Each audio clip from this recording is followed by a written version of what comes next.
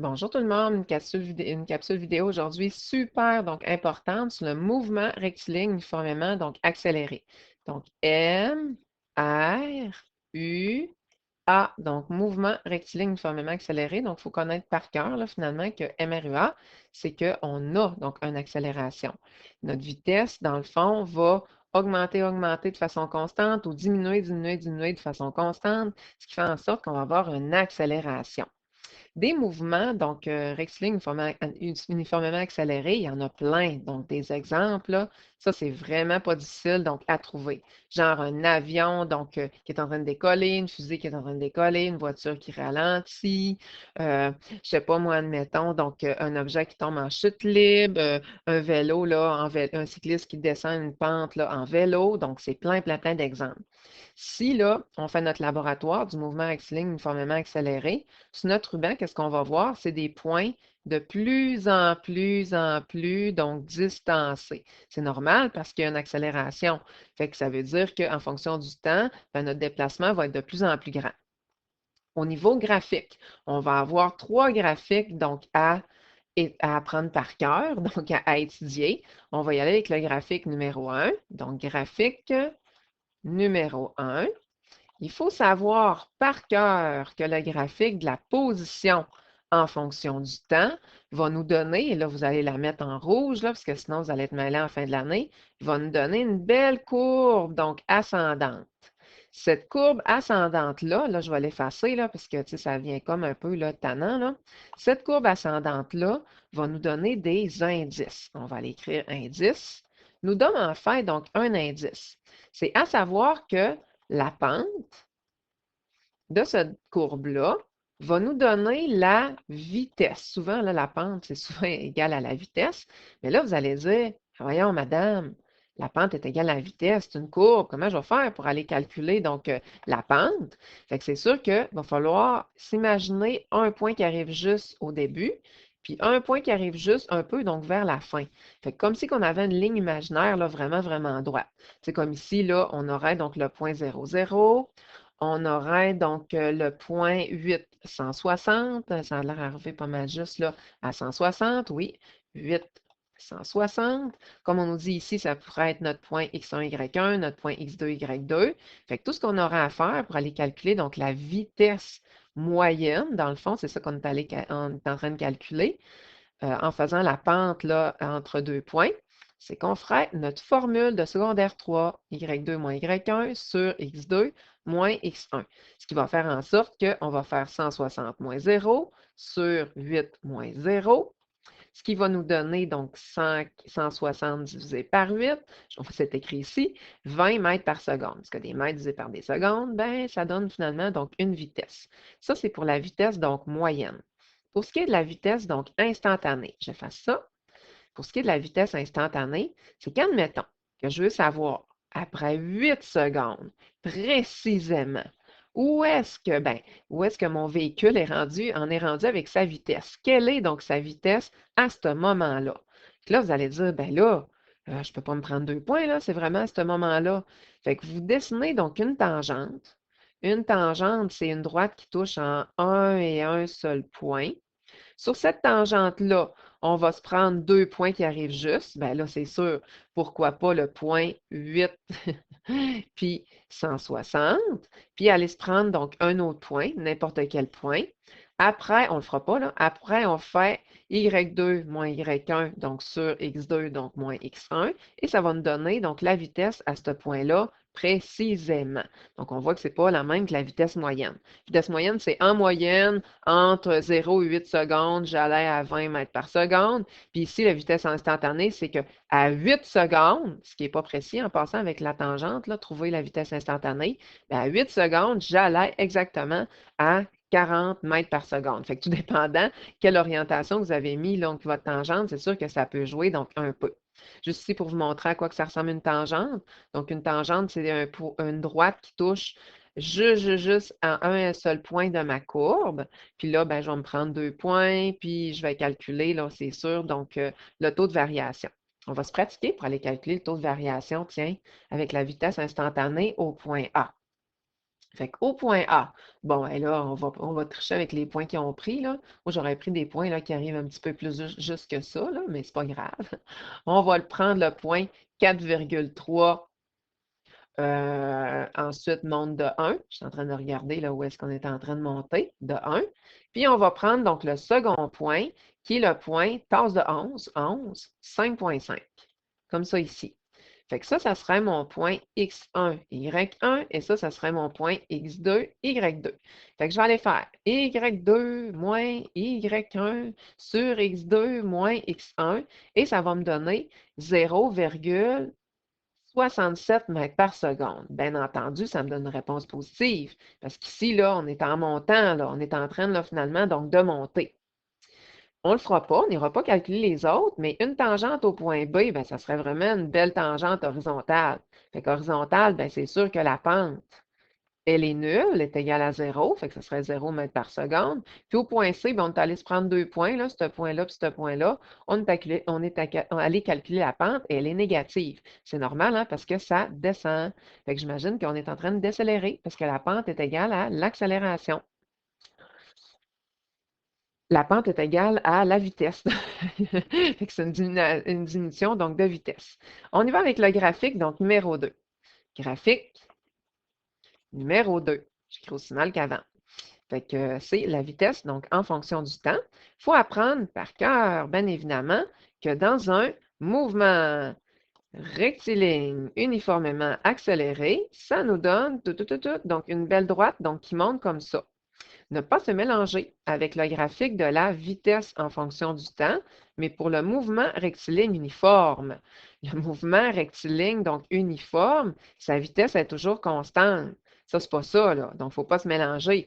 Là, ben, après 1 seconde, 2 secondes, 3 secondes, 4 secondes, 5 secondes, on a une accélération. Fait que la vitesse, donc, augmente, augmente, augmente ou diminue, hein, si c'est une décélération. Ce graphique-là, on va l'écrire que c'est notre graphique chouchou. Pourquoi? Parce qu'il nous donne plein d'informations. Regardez bien qu'est-ce qu'il va nous donner comme indice. Deux indices. Indice numéro 1.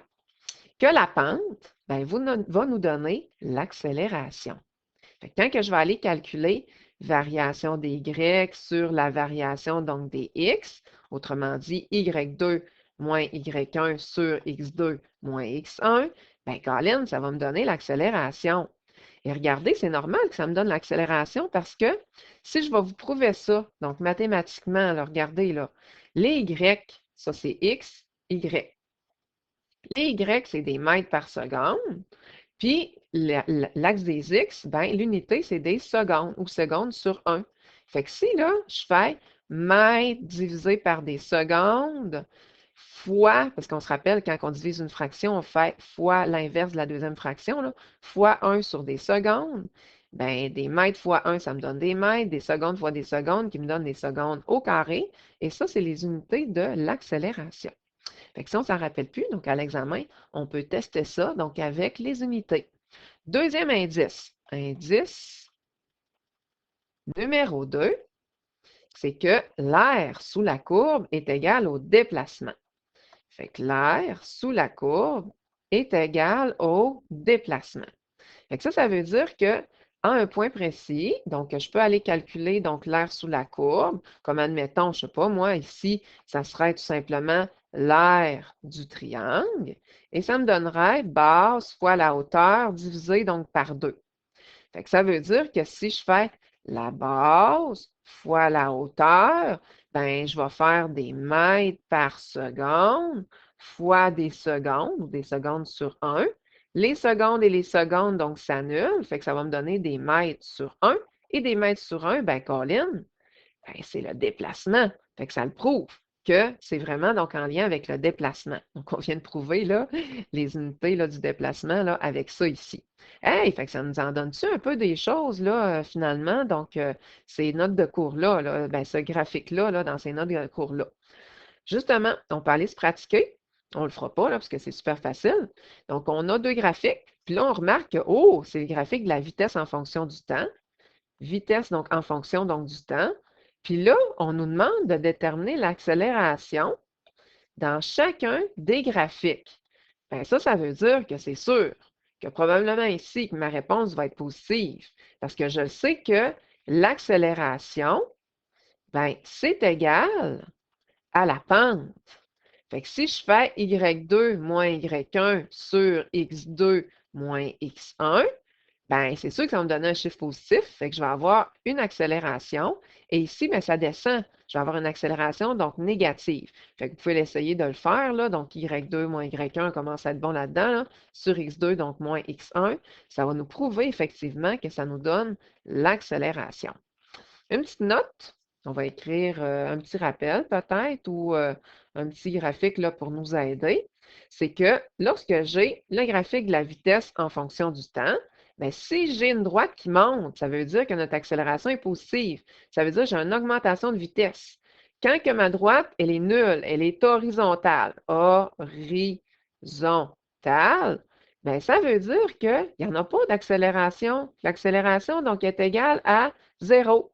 Et ici, ben, l'accélération, elle est négative. J'ai une diminution de vitesse ou en tout cas une décélération, tout simplement. Tiens, fait qu'on va de l'autre côté, voir notre dernier graphique. Le graphique numéro 3 de l'accélération en fonction du temps. Étant donné qu'il n'est pas là, super clair, là, mon graphique, là, on va aller ici.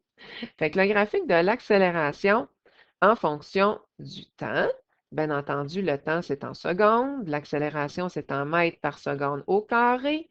On va mettre ça en rouge. Ça me donne une belle ligne horizontale. Pourquoi? Ben, c'est parce que c'est un mouvement rectiligne. Oh! C'est un mouvement rectiligne uniformément accéléré. L'accélération, là, est uniforme, elle est toujours constante. Fait qu'on va l'écrire accélération constante. Accélération constante. Comme ça, donc ici. Fait que ça veut dire que ça va être une belle ligne droite qui va être au-dessus de l'axe des X ou en dessous, donc de l'axe des X. Fait que si c'est au-dessus, donc de l'axe des X, ça va vouloir dire que mon accélération, elle est positive. Puis quand ça va être en dessous de l'axe des X, ça va vouloir dire que j'ai une accélération négative. Autrement dit, que j'ai une décélération.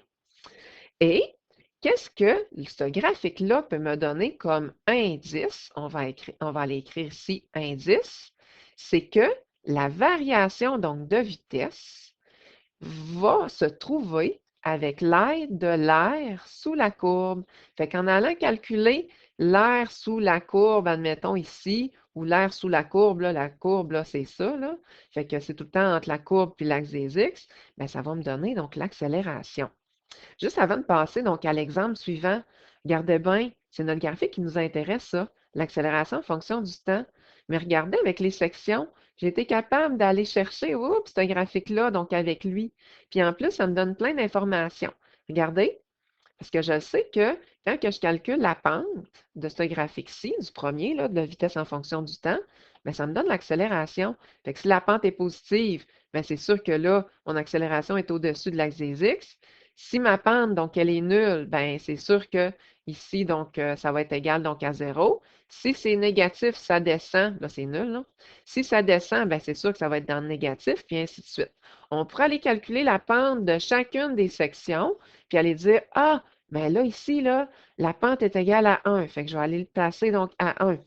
Ensuite, oh, ici, la pente est égale à 0. Fait que je vais aller le placer donc à 0 et ainsi de suite. Puis, ben, c'est sûr que pour avoir une belle relation en escalier, une variation d'escalier, je relierai donc mes accélérations. C'est justement qu'est-ce qu'on va faire. Donc, de l'autre côté, on va aller faire un exemple. Cet exemple-là, là, qu'est-ce qu'il nous demande? C'est de partir du graphique du milieu chouchou, vitesse en fonction du temps, puis aller dessiner donc le graphique de la position en fonction du temps ou distance en fonction du temps, là, comme vous voulez, puis de dessiner aussi le graphique de l'accélération, donc en fonction du temps. Mais pour ce faire, hey, il faut que je connaisse par cœur donc mes indices. Là. Fait que je vais y aller donc avec ma première indice là, que j'avais vu dans là, finalement, donc, mon graphique de la vitesse en fonction du temps, que la pente est censée me donner tout simplement l'accélération. Donc, je pense que c'était mon deuxième donc, indice. En tout cas, on s'en fout, là, c'était un des indices. Fait que si la pente est égale à l'accélération, je peux très bien aller chercher donc mon deuxième graphique, donc ici. Regardez bien, on m'a donné la pente de chacune des sections, mais on va aller la calculer donc ensemble. Fait que je vais avec ma première section, prenez-vous des crayons de couleur donc différents. Fait que j'ai le point donc ici. On va se prendre 2 points hein, pour aller calculer donc la pente.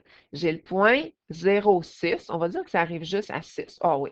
Donc le point 0,6, ça c'est un 6 lettres. Et le point tasse de 5 monte de 6. 5, 6. Ça va être mon point X1, Y1. Puis ça va être mon point X2, Y2. Bien entendu, là, ça c'est pour dire que ici, je suis à 6. Je vais aller calculer donc cette pente-là. Je vais aller voir si ça arrive vraiment donc à 0. Fait que je vais faire Y2 moins Y1 sur X2, donc moins X1, comme ça ici. On va aller calculer tout ça. Donc 6 moins 6 sur X2 moins X1, 5 moins 0. Hey, ça, c'est un 6, il est très, très lent. 6 moins 6 qui va me donner, ça c'est un négatif, qui va me donner 0. 5 moins 0 qui donne 5, puis 0 divisé par 5 qui va me donner 0. Ah, fait que ça me donne l'accélération qui est en mètres par seconde au carré. Fait que ça veut dire que je vais aller me placer ici de 0 à 5 secondes. Je vais me placer à 0 mètres par seconde au carré. Je ferai ça avec chacune des sections. Tiens, on va y aller en vert pour cette section-là, là, de 5 à 10. Je vais aller écrire mon petit 10, là. Vu qu'on ne le voit pas là, super bien, là, on est à 10, donc ici, là, tiens, c'est un 10. Fait qu'en vert, là, on n'ira pas calculer la pente, là, mais on sait que la pente est de moins 1,2. Fait que je vais aller me placer à négatif 1,2. Je vais aller tracer entre 5 et 10 secondes. J'avais une accélération de moins 1,2. Je change de couleur. Oh, de 10 à 15 secondes, la pente, elle change. J'ai une pente de moins 0,8. Fait que je vais me placer de 10 à 15 secondes à 0,8. Puis j'ai une autre section, oh, qui est une belle pente à 0. Fait que je vais aller me placer avec une accélération donc de 0. Parce que si la pente est égale à 0, la pente est égale à l'accélération. Donc 0 mètres par seconde. Tout ce qu'il me reste à faire pour que ça fasse des petits plateaux là, qui volent dans le vide, c'est que je vais aller relier mes plateaux et ça me fait une belle variation en escalier. Oh, là maintenant, comment je vais aller faire pour aller chercher ce graphique-ci? Ah oui, donc pour aller chercher donc, le déplacement avec le graphique de la vitesse en fonction du temps, ben, j'allais calculer l'air sous la courbe. Et l'air sous la courbe, ben, ça me donnait le déplacement. Fait que ça, c'est pour aller chercher donc, mon graphique donc, du haut, à partir du graphique du milieu. Je reprends, c'est sûr, donc mes couleurs. La courbe est ici. En dessous de la courbe, oh boy, ça ressemble à un beau rectangle, ça. Fait que dans le fond, je vais aller calculer l'aire du rectangle. Trouvez-vous un petit coin. Fait que l'aire du rectangle, et boy, mon rectangle est vraiment pas beau parce que j'étais à la maison avec ma tablette graphique. C'est base fois hauteur. La base mesure 5. Je ne mettrai pas mes unités, OK? La hauteur mesure 6. Fait que 5 fois 6, qui va me donner 30 mètres. Pourquoi ça me donne des mètres? Ben, c'est parce que des mètres par seconde fois, dans le fond, des secondes. Les secondes s'annulent, donc il me reste donc des mètres. Et en passant, je l'avais ici, là. Ils me l'ont calculé, donc l'air, là, c'est sûr, donc du rectangle. Fait que je vais aller me placer après 5 secondes que je suis rendue à 30. Je vais l'écrire, tiens, 30 mètres. Oh, j'écris mal. Fait que 30 mètres. Ensuite, je vais aller calculer l'autre section. Et ça me donne en dessous de la courbe, tiens, si je hachure en dessous de la courbe jusqu'à l'axe des X là, que j'entends, ça me donne un triangle. Je vais aller calculer ça ici. L'aire du triangle. Fait que c'est base fois hauteur divisé donc par 2. Ça, c'est une base, ça, c'est la hauteur. Base fois hauteur, oh, la base mesure 5, la hauteur mesure 6. 5 fois 6, je pourrais mettre mes unités, ce serait encore mieux. Je diviserais par 2. 5 fois 6, 30, divisé par 2, 15 mètres. Oh, fait que ça veut dire que je n'aurais pas placé ça à 15 mètres. Ça veut dire que j'ai parcouru 15 mètres de plus. Fait que je vais faire plus 15 mètres. Fait que je suis rendu là j'empiète là, à 45 mètres. Ah, c'est pour ça que je suis rendue là, à 45 mètres. Puis je vais y aller donc ici, donc entre les deux, là, à 45. J'y vais en orange. L'air sous la courbe. La courbe est là. Jusqu'à l'axe des X, ben, c'est l'air, là, ici. Je vais l'assurer. Sous la courbe, j'ai un beau triangle encore là. En tout cas, je ne l'ai pas mis super beau là, avec mes dessins, mais tu sais, on s'entend, c'est un triangle. L'aire d'un triangle, base fois hauteur, divisé par 2. Fait que la base, on ne le voit plus bien, là, mais c'est 5, fois la hauteur ici que je m'en vais à moins 4. Donc 5 fois négatif 4 et je divise par 2. 5 fois négatif 4 qui me donne moins 20, moins 20 divisé par 2 qui va me donner moins 10. Ah, fait que j'ai parcouru moins 10 mètres. Je suis comme peut-être revenu en arrière. Fait que je vais faire moins 10 mètres. Je vais être rendu à 35 mètres. Oh, fait que là, je vais aller me placer après 15 secondes dans le milieu, ici, à 35 mètres. Parfait. Je continue. En rouge. Oh, ma courbe, elle est là. L'axe des X est là. Fait que l'air sous la courbe, tiens, à partir d'ici. Donc, je vais aller calculer donc l'air du rectangle. Fait que R du rectangle est égal à base fois la hauteur. Puis base fois la hauteur, ben c'est 5, parce que là, je vais de 15, ici c'est 15, jusqu'à 20, fois la hauteur. Ben là, je n'ai pas le choix, là, ça descend jusqu'à moins 4. Fait que 5 fois moins 4 qui va donner moins 20. Ah! Fait que si ça donne moins 20 comme R, tantôt, hein, ça donnait moins 10, on va aller le mettre en orangé. Je me replace donc en rouge. Ben, je vais encore faire moins 20. Fait que j'ai fait 20 peut-être, donc mètres, par en arrière ou en reculant. Fait que 35 moins 20, je suis rendu à 15 mètres. Ah, tiens ici. Fait que je vais être rendu à 15 mètres. Je vais peut-être aller écrire 15, donc ici. Fait que j'ai complété donc mes graphiques de 0 jusqu'à 20 secondes. Ici, ben, j'ai juste pour le fun, donc une petite comparaison donc, de graphiques. Fait que si admettons là, que j'ai ce graphique-ci pour la distance en fonction du temps, ben, ça pourrait donner, ça correspond à ce graphique-là, la vitesse en fonction du temps. Vous n'aurez pas à faire ça, mais tu sais, c'est quand même donc agréable là, de pouvoir voir un peu le comparatif puis de réfléchir donc un peu. Nous allons faire donc une seconde vidéo pour les formules donc mathématiques et l'application donc des formules mathématiques. À plus tard!